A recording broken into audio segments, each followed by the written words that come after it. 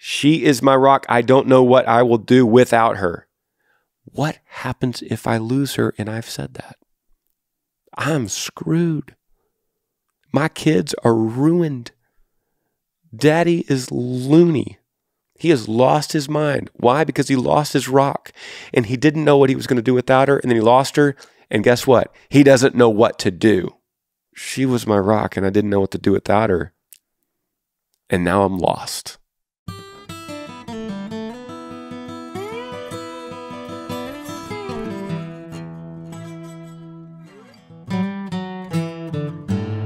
What's up, everybody? Welcome to the podcast. Happy Monday. I hope everybody got their share of Thanksgiving. If you're watching this real time, if you're listening real time, I hope you had a great Thanksgiving. It's just me today. I'm going to do the podcast alone because of everyone traveling and because of the crazy schedules. I could have pulled a guest in here, and then I would have been getting them away from their family. So I decided to just do it myself. Eventually, I'm going to get Amber. We're still trying to figure out how to watch the baby and the kids.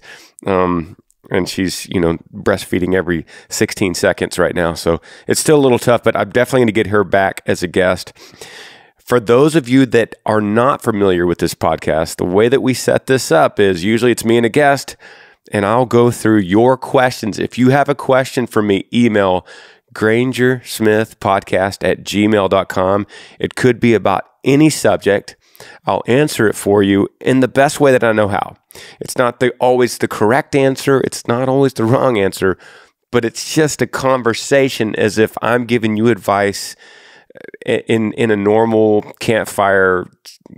Hey, can I ask you something that's really bothering me, or it's really been on my mind, or this is weighing heavy on me? And I'll walk through it with you as if you're my friend. And I feel like you are if you're listening to this podcast and you've been on this journey for me for a long time, years, many episodes, then I feel like we're friends. I looked just the other day, and this podcast was on the Apple charts, the top charts. It was ranked number 4 in the music genre of all podcasts in the world in the music genre, which blows me away. I can't believe that this podcast has come so far to be consistently in the top. You might think, well, we need to get it to number 1. Well, what's important to remember is that we're playing the long game here. So as you listen to this podcast, episode after episode after, we're keeping it in the top charts week in and week out. What I mean is, we're not pushing it trying to push it to number 1 for one particular time frame. We just want it to stay relevant for a long time frame. Like, we just want to stay in the top 50 for a long time. That's the goal. Not a quick number 1 and then it falls back to number 68 tomorrow. You know what I mean? Bottom line is, thank you. I just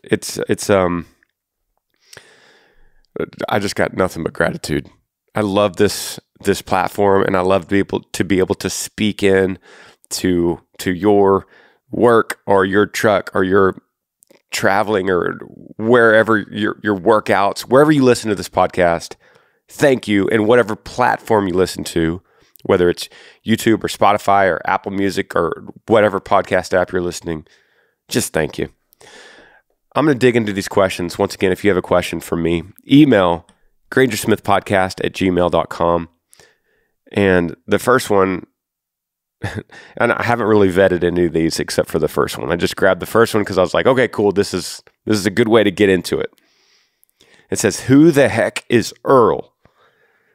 Hi, Granger. I've been watching your family YouTube videos for over a year now, and I listen to your podcast. Don't be mad at me, but I haven't been watching or listening from the very beginning.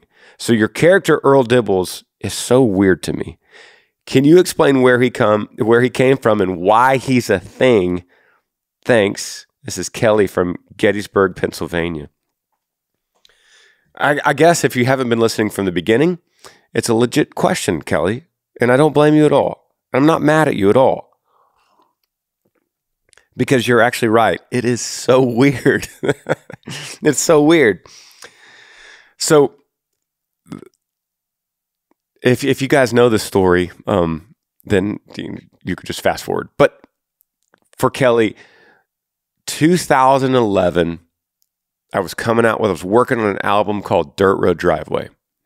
Now you gotta imagine in 2011, I had maybe a very small following in Texas, but nothing outside of the state. And the following I had would be, I could go to several of the major cities in Texas and pull about 80, 90, or 100 people. That's what I'm talking about, small following. And that was great compared to 5 years before that, when I could pull 5 people, maybe, sometimes 0. So Tyler and I, my brother, we were watching a lot of YouTube. In 2011, YouTube was still pretty new and not a lot of people used the platform, but we watched some comedy stuff on there. There was a channel called Balloon Shop, and we watched this and we laughed and laughed at these guys, these like guys in their 20s, and they would just make these skits, just funny skits. And Tyler and I laughed and laughed. We'd watch it. No one else was really watching it at that time. And we thought, let's make some skits. That'd be fun. And maybe if one of them goes viral, which not much was going viral in that time on YouTube, if one of them went viral, then maybe that would help the music. And if anything, we're just going to have fun. So we started many videos. One of them, and by the way, this was in 2008. Earl Dibbles didn't come to 2011, but this YouTube conversation thing I'm talking about was like 2008. So we started making what we called Video of the Weeks. If you want to go down this rabbit hole of me on YouTube, sometimes we actually did it with the band not too long ago, because you can go down this crazy rabbit hole of finding me in these skits to 2008, 9, 10, and they just keep going and going, and then you keep discovering new things, even for me, because I forget about them. But there's these videos, we called them Video of the Weeks, and I had this single called Colorblind, and there's one called El Matador, there's one called Where's the Radio Station, there's one called Don't Take Your Pants Off, there's one, they just go on and on and on. These are little titles and these little skits that we did. And we were looking for one of them to pop, to go viral. And so the first character I did, I believe it was called Don't Touch the Turtles. And that was just a random country character called Don't Touch the Turtles. And that was a little skit. And then I believe the second character we did was called Freddy's Enchiladas. The third character, I believe, was called Live with Lionel. And the fourth character, I believe, was called Earl Dibbles Jr.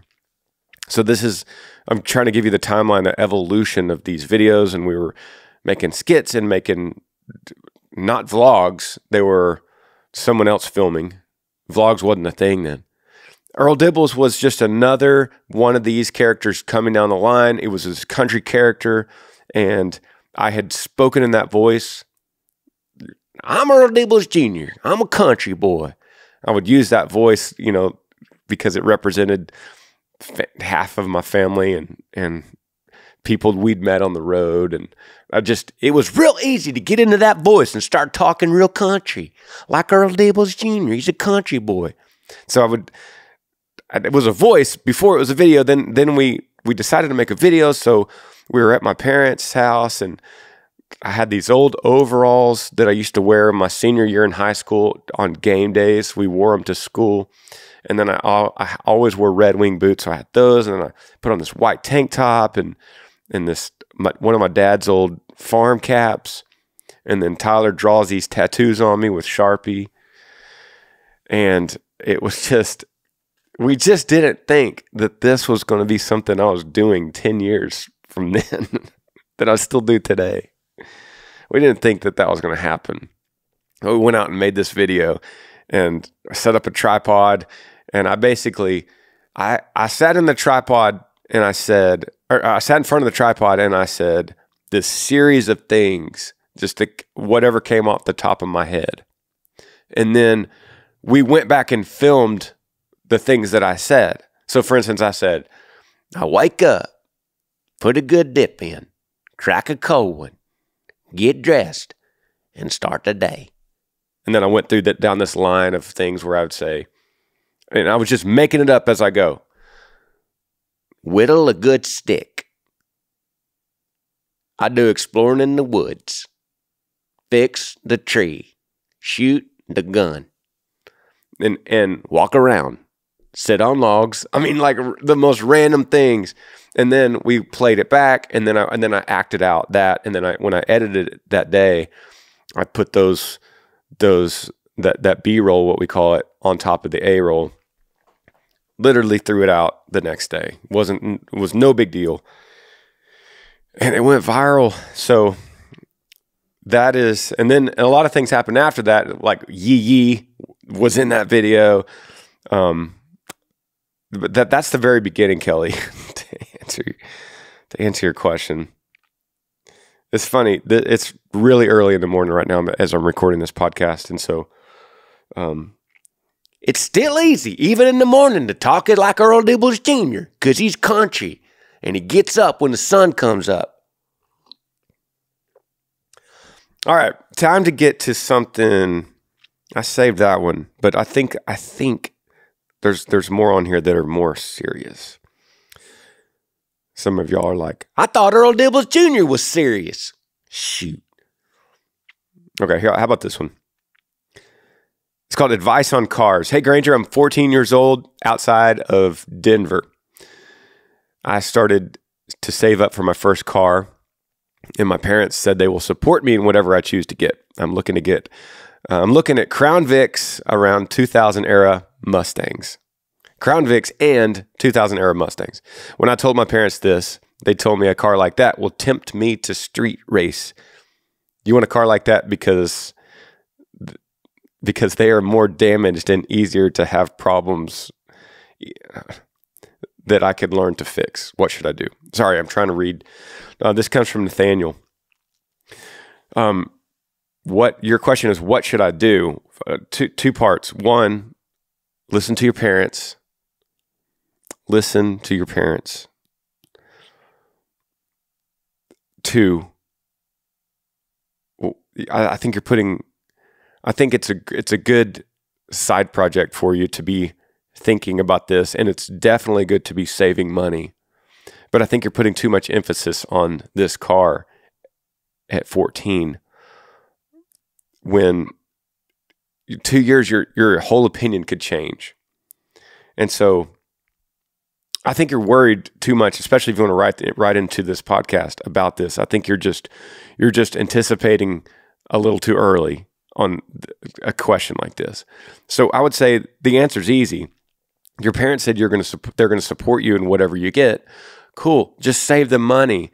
Don't worry about telling them what you want right now. And then when you have enough money and you're looking on Craigslist or wherever you're looking, eBay, whatever, used car lot, and then you see that 2000 era Mustang for $5,800 and you've saved $6,100, then you go to your parents and you go, look, here it is. I've got this money and it's a safe car and it's a V6. I'm not going to street race in it, Mom. And that conversation is very different. But the most important thing besides saving your money is respecting your parents. Your parents are doing this out of love. They love you. Why do they not want you to street race? First of all, they probably, maybe they see something in you that could be, have a tendency to be crazy. And so they want to protect you. They don't want you to get in trouble with the law. So there's a lot of, they're not telling you to not do this because they just are bored and have nothing else to tell you. Nathaniel, listen to your parents, save your money. Make this decision 2 years from now. That's my advice. Next up, it says, the subject line says, struggling. I have not read this yet. I'm about to read it right now. Hey, Granger, I would like to remain anonymous, but I'm a 27-year-old girl from Indiana. I'd like to start off by saying thank you for everything that you do. There's always a lot of comfort in the words that you have from your friends and your family and the Word of God. I feel like this is something I've always struggled with, but it seems like it's getting harder with time, and I'm not really sure how to put this into a question. It seems that every time I turn around, it's the cruel people around me that are the ones who win when it comes to time here on earth. There have been countless times where I thought about just giving up and being as harsh and mean as everyone else to see if it would change my luck or outcome. But ultimately, that's just not who I am as a person.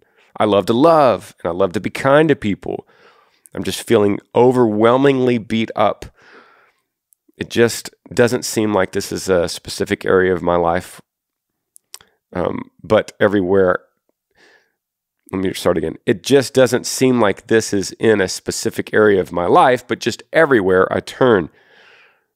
Without really having a question, I'm just writing you to look for more, I guess, advice on why not to be discouraged. Thank you, Anonymous from Indiana, 27. Well, first of all, Anonymous, this is biblical. What you're saying is there. It's in the Bible. It says that the sun shines on the wicked, just as it shines on the righteous. So I'm paraphrasing here, but there's this idea that God's blessing, He will bestow His blessing upon the earth, upon mankind, upon His image bearers, and that doesn't reflect because of the person that you are. God doesn't put more blessings on the good people or the nice people. That's obvious, right? Like there's the person at the biggest house on the street up on the hill with all the fences and gardens and workers and roads and pathways and stories and cars in the garage. That doesn't mean that they're a good person. This is not front page news. We just know this is how the world works. It doesn't matter. God doesn't choose blessings based on your actions. And that's actually a very important concept of the Bible, because God doesn't show favor on us based on our works anyway. It's always based on our faith. And His blessing ultimately comes in salvation after this life, after life here. So if you look back in the historical characters of the Bible, for instance, we'll start with Abraham. Abraham was blessed because of his faith, not because of his works, not because of things that he did, not because of his generosity. The generosity and the things that he did are an outcropping of the faith. They came afterward. They were the result of his faith. So what I'm telling you, Anonymous, is you can't just throw up your hands and go, well, I'm trying to be a good person here and God's not blessing me. That's not exactly what you're saying. But the Bible says that your works, you're trying to be a good person, is like dirty rags to Him, because you can't be good enough for God. You can't. So your question is basically, how do I not be discouraged? Should I just give up and be bad like everyone else?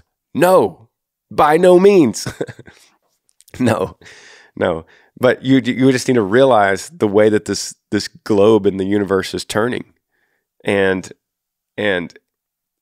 you will never be discouraged because you decided to be a good person with integrity. Because at the end of the day, when you lay your head on your pillow and you chose to take the higher road, to have integrity, you will ultimately sleep better. And you're just not going to guarantee people are nice to you or nice to you in your return.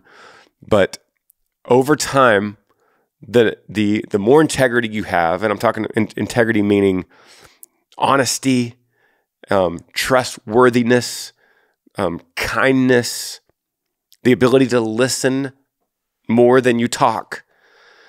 There's these attributes that over time, you practice these things over time, you're going to see the fruits of that from the people around you. And if you don't, it's time to change the people around you. So, and I don't know where you are in this situation, but sometimes you need to change the people around you. And I would say that's most likely the case is what's happening with you is you're surrounding yourself with people that are angry and cruel, because I don't think you're talking about the lady that's serving you McDonald's. I think you're talking about your family or your friends that are immediately around you. And it's important that sometimes you need to put up your hands and go, friend, I love you, but I need some space away from you because I can't be around this kind of negativity because it's becoming a problem to me. So stay around positive people. Remember that that God's favor doesn't fall just upon the good people. Remember that you being good doesn't help you get closer to God. And remember that being around positive people will help you sleep better at night. And you could never be wrong with upholding your own integrity. I'm going to take a break and be right back.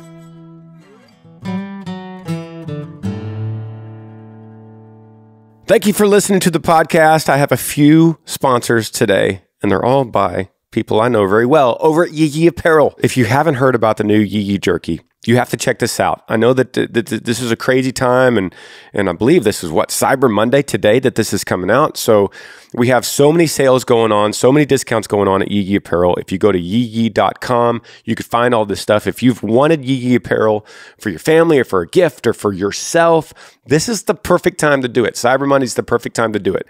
But I really want to talk about this Yee jerky because this stuff is really special. It's a brand new project for us.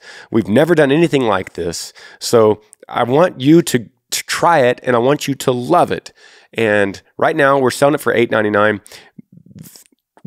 Per bag, that's like 3.5 ounces.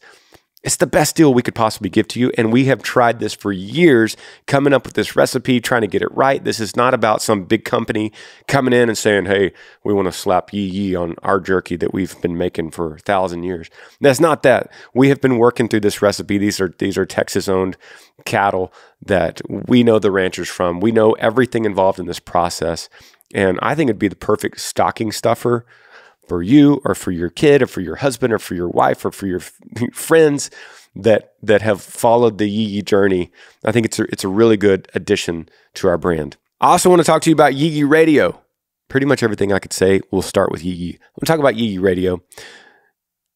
This is such a fun component to our brand and what we do. And this is something I could offer you totally free. It's the Yee Radio app. You can get it on Android or Apple, or you can go to yeeradio.com.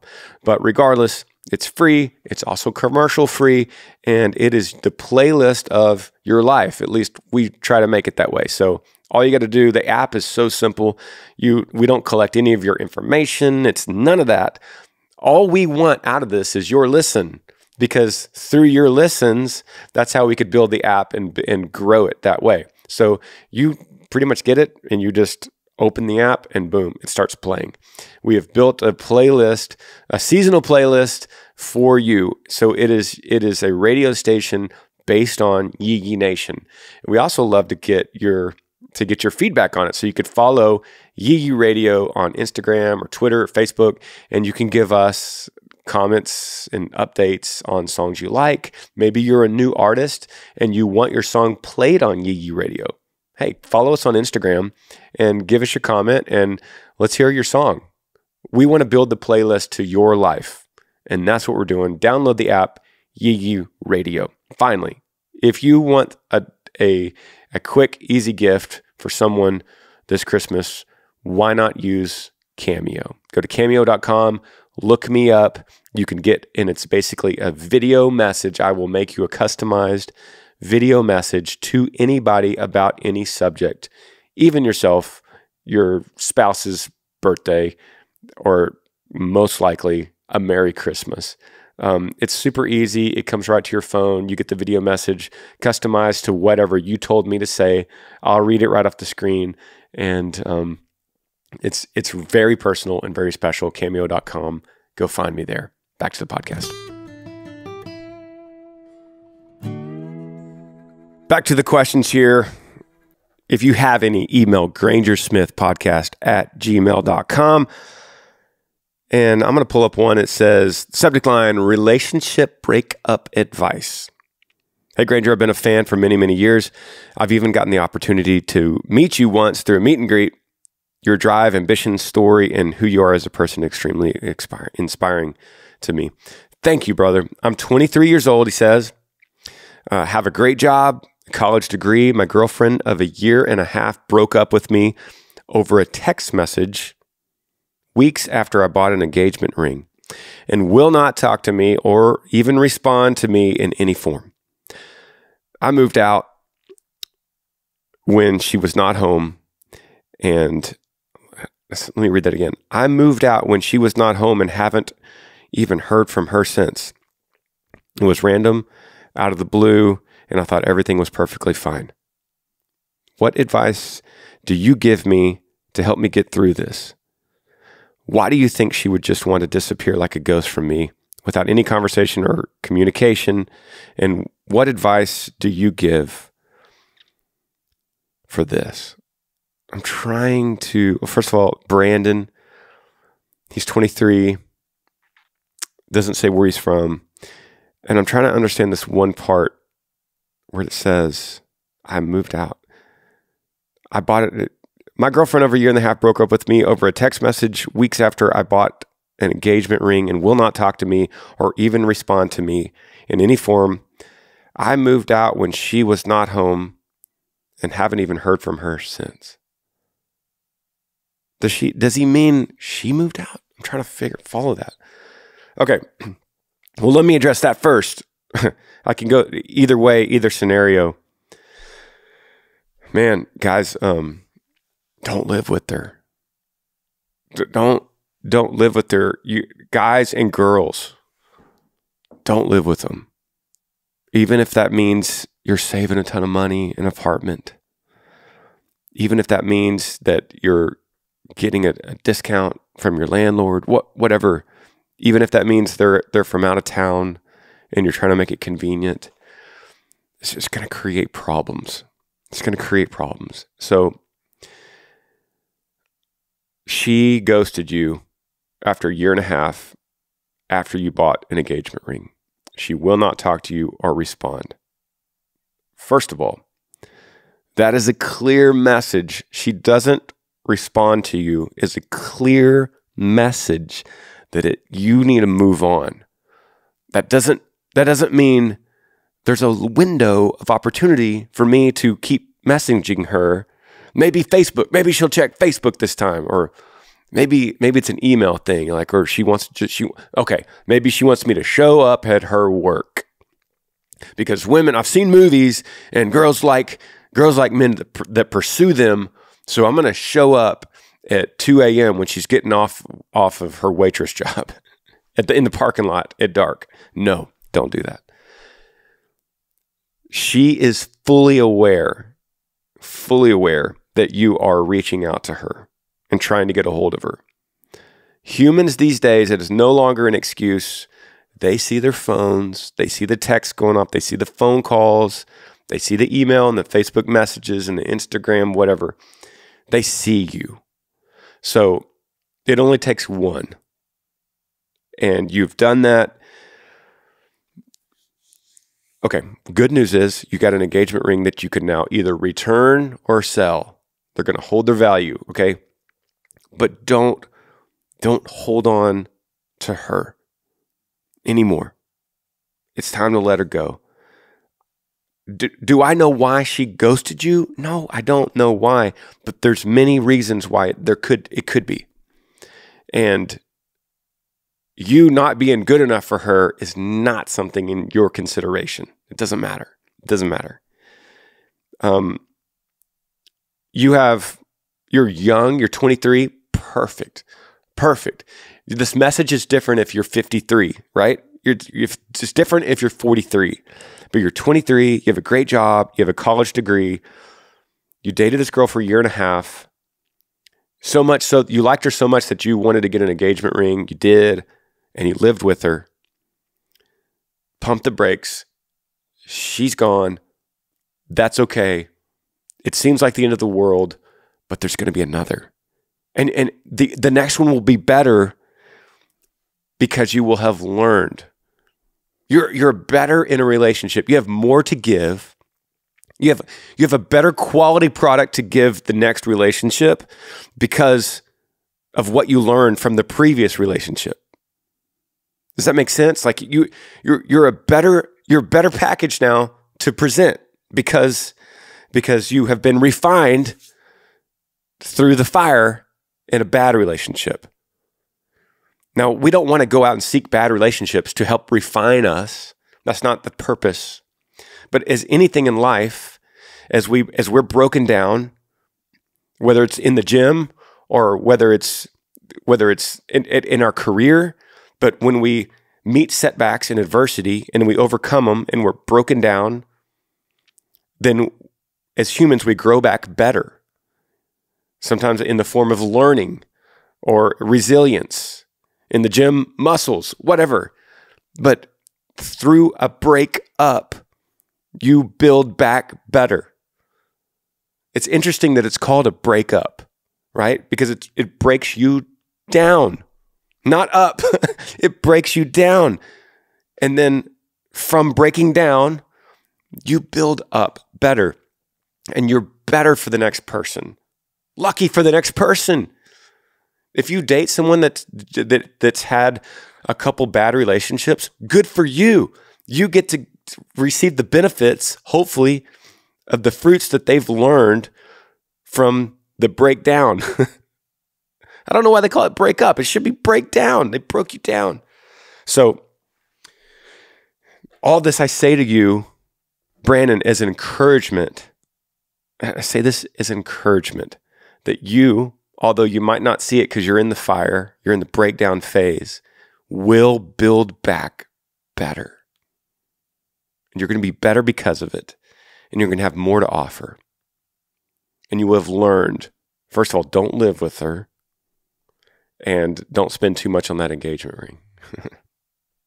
Thanks for your question, brother. All right, well, let's, man, I have no idea what these say. I'm going totally blind. I'm going to hit this one. It says, question. Hey, Granger, me and my wife got married in January, and I feel like we have lost our connection. We used to do a lot with each other, but now we just sit at home and do nothing. I feel like we've lost something. Thank you for your time, and keep doing the things you're doing. Alex, let me reiterate. Let me see what you got here. You're saying you and your wife got married in January. This message came on Thursday, meaning this is current. So you haven't even hit the 1 year mark. So you lost your connection. This is not, Alex, this is not devastating news. Yeah, I'm sure you've heard a lot of people, maybe people told you in your engagement or on your wedding day even, I bet you people told you, remember the first year's the hardest.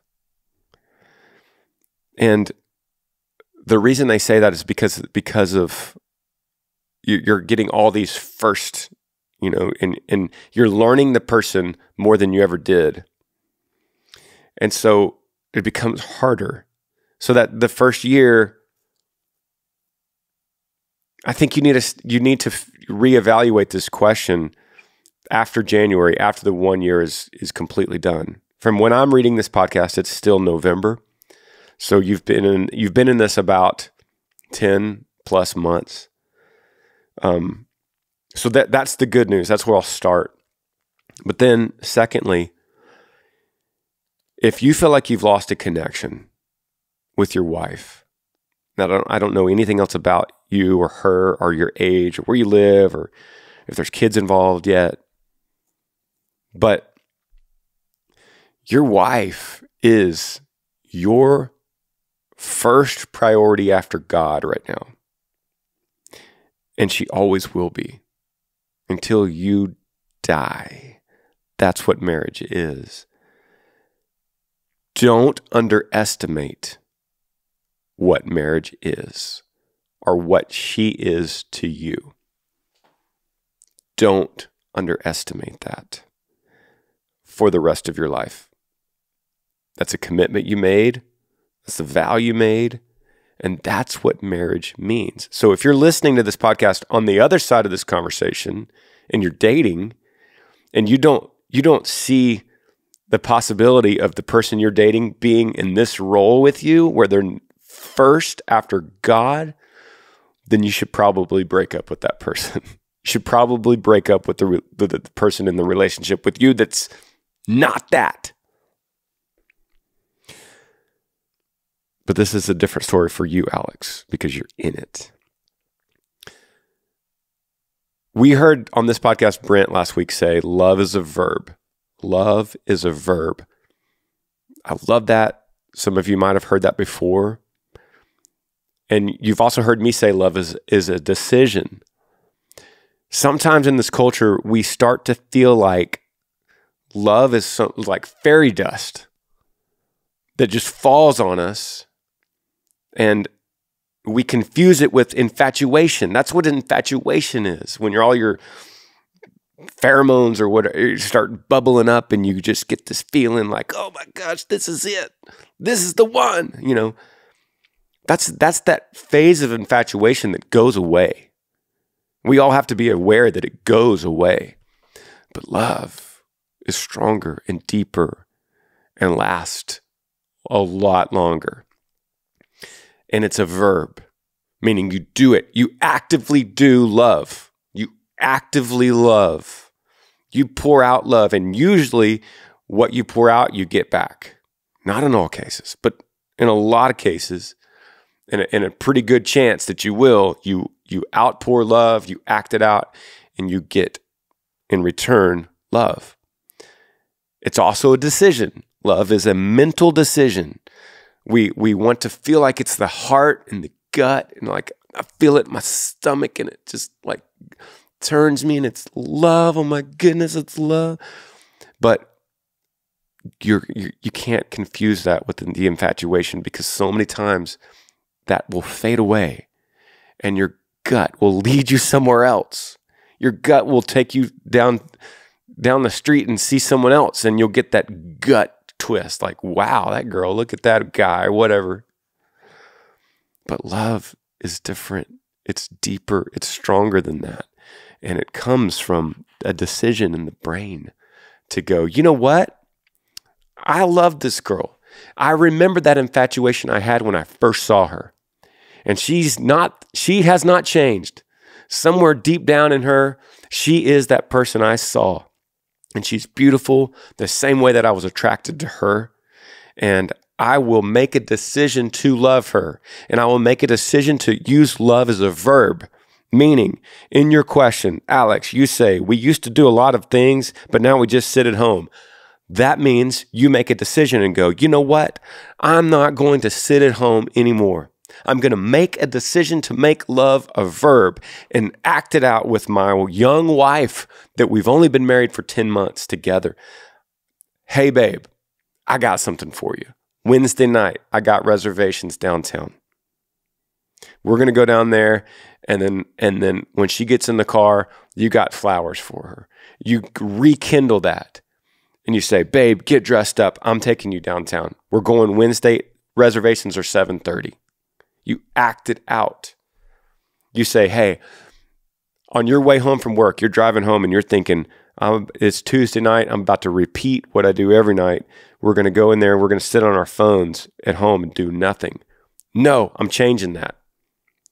You go to the pet store on your way home from work and you pick up a puppy and you walk in and go, look, babe, a puppy.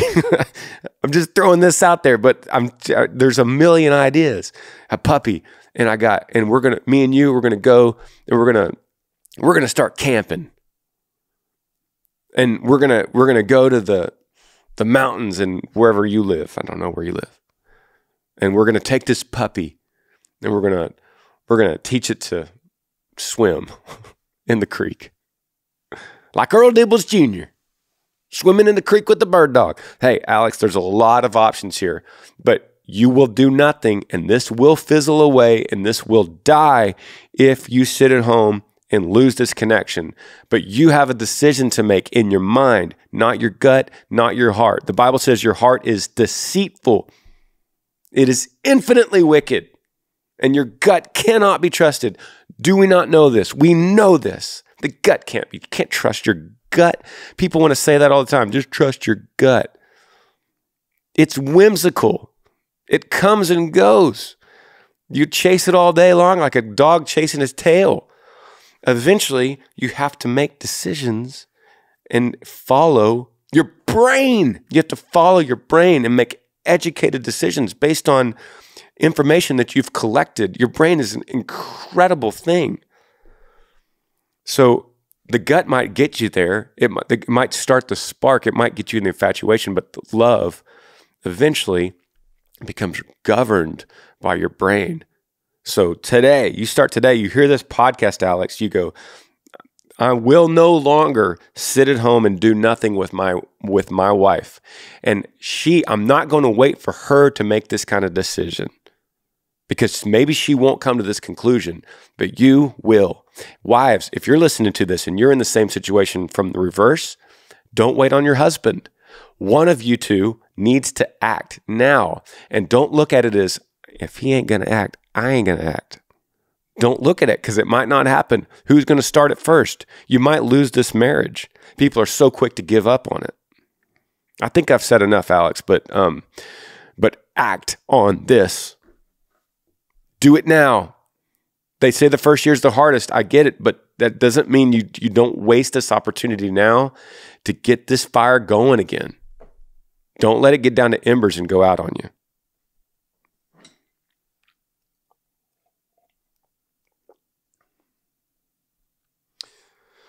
All right, let's go to,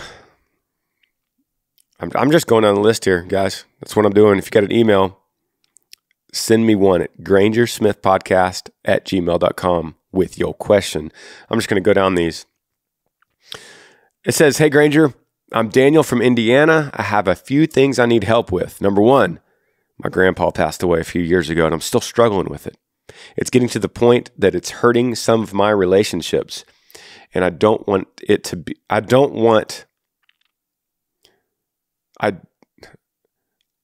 there's a couple misspellings. Sorry, Daniel. I don't want it to mess up my peace. I'll paraphrase it for you. Number two, my girlfriend will be leaving for college in a few months and I will be staying home and I don't want her to go. I know it's for the best. I'm afraid of what this impact might have on our relationship. I don't want it to end. I don't know if I could handle the drive to see her with my work schedule and the distance. She's my rock. I don't know what to do without her. She has helped me through so much of this difficult time in my life. How do you deal with distance between you and your wife and when your family is on the road? What could I do? It says, I love your podcast, your YouTube channel, and I've seen you live in concert in Valpo, Indiana, and in Milwaukee. Wow, Dan, thanks for reaching out, brother. I see a lot of over and over, you're writing, I don't want to. And I want to just encourage you through this, that there appears to be, I'm no psychologist, I'm no therapist, but there appear to be deeper issues in your questions. And I love you, brother. This is coming out of love, right? You have a number one and number two. Number one, your grandpa passed away and you're still not over it. Number 2, your girlfriend's leaving for college in a few months and you're staying home. Let's dive into each one. Number 1, your grandpa. This might be hurting your girlfriend relationship too. You admitted it that might be hurting your relationships because you can't let go. Hey, a few years, let me be blunt. A few years is too long to be actively hurting after losing your grandpa. Some of you might go, "What? No, it has nothing to do with your love, okay? It has nothing to do with your love." And, I've lost 2 grandpas, loved my grandpas. I lost them. I miss them.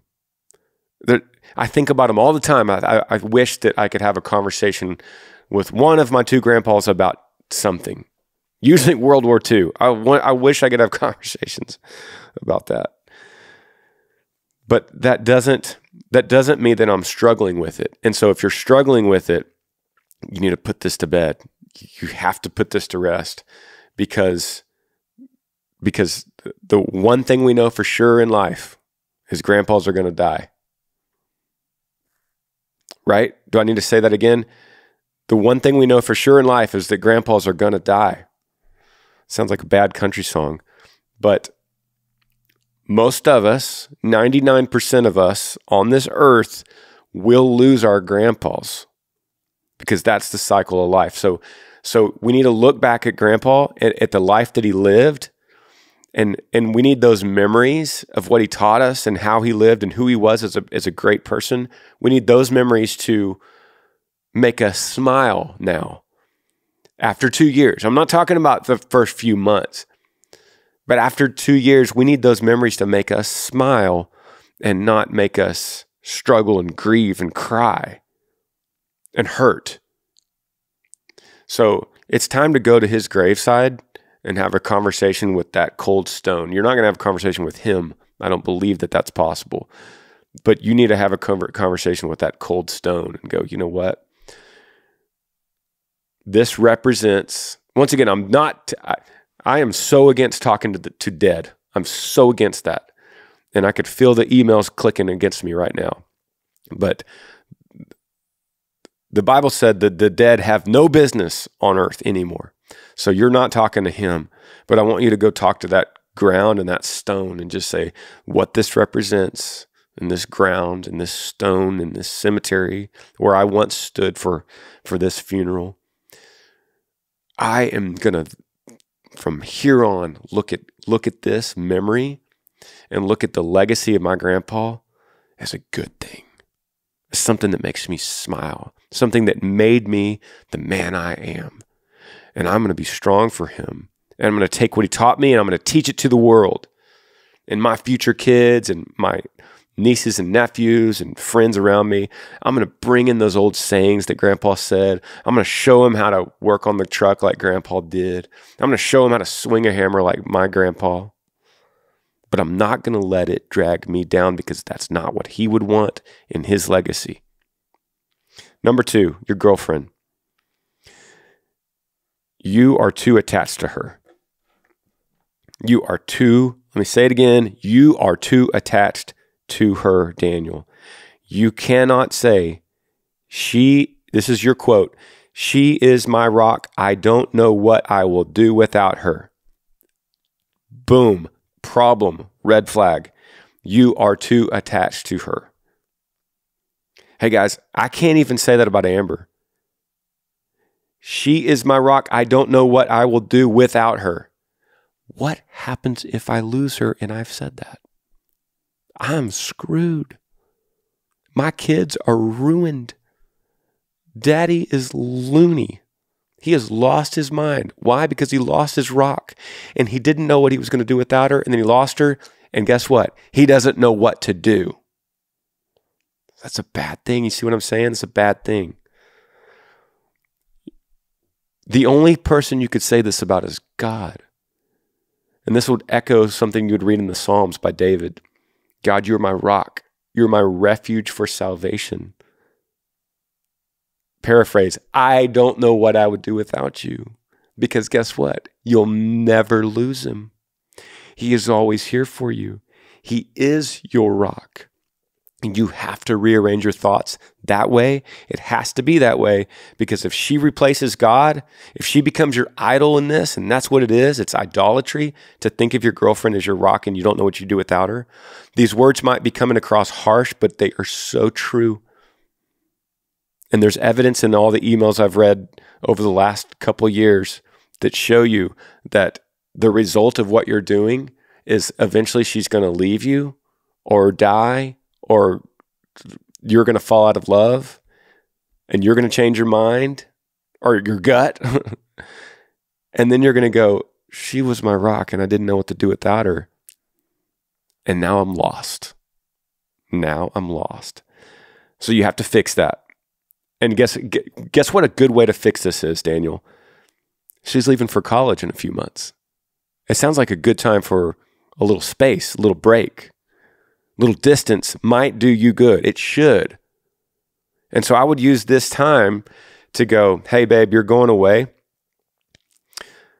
I'm starting a new hobby or taking on an extra job.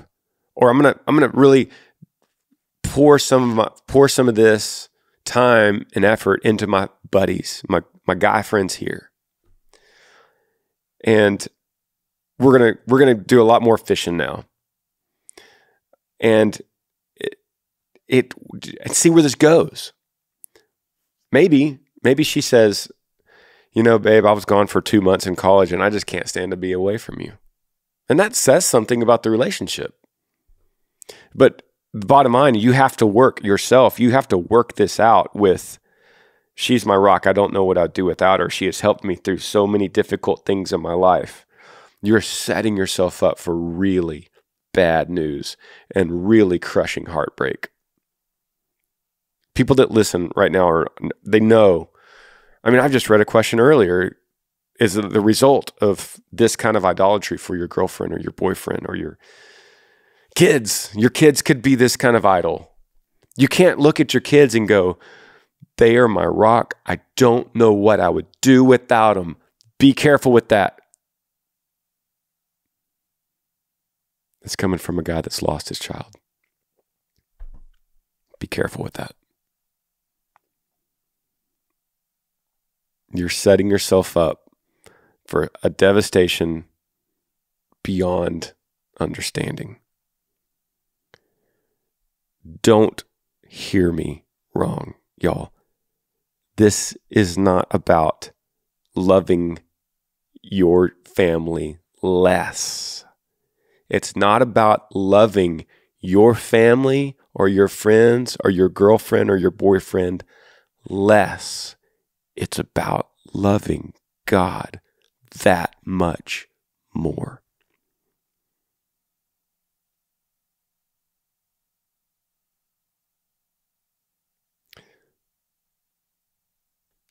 I appreciate y'all for listening. That's all we have today. We will see you next Monday. Thank you for listening. Thank you for following this journey. If you have a question for me, email grangersmithpodcast@gmail.com. I would love to answer it. We'll see y'all next week. Yee. Thanks for joining me on the Granger Smith Podcast. I appreciate all of you guys. You could help me out by rating this podcast on iTunes. If you're on YouTube, subscribe to this channel, hit that little like button and the notifications bell so that you never miss any time I upload a video. If you have a question for me that you would like me to answer, email grangersmithpodcast@gmail.com. Yee.